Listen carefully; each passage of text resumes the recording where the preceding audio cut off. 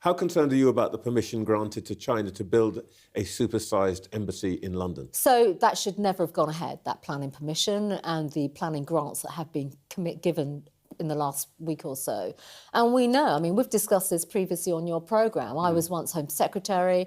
You know, we've had spies at the heart of Whitehall, Westminster.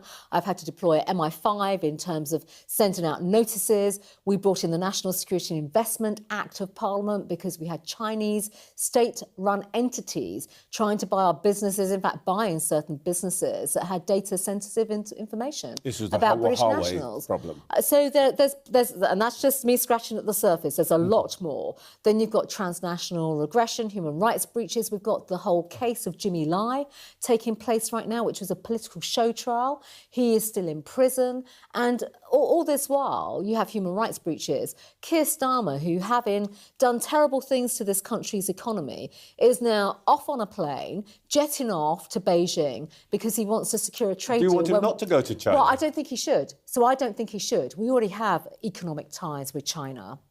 We have economic trade taking place, but he should be basically putting pressure on China to stop the cyber attacks, to stop the espionage, to stand up and confront Beijing on Jimmy Lai and what has happened with that particular case. And instead, all we see is him kowtowing to China. So is it your position that the British Prime Minister shouldn't go to China, which of course is a huge trading partner and so on, until they do something about principally about the Jimmy Lai situation? So there are major issues. Transnational repression. You see that there are British nationals overseas now living in this country because of the Hong Kong National Security Act and law that was passed that are literally being persecuted. There are bounties on their head, and that's through Chinese operatives from the state of China, run by the Chinese Communist Party in our country. I say to Keir Starmer, get a grip at those fundamental issues before you start jetting off to try and line pockets and do so-called trade deals, because this is simply not good enough.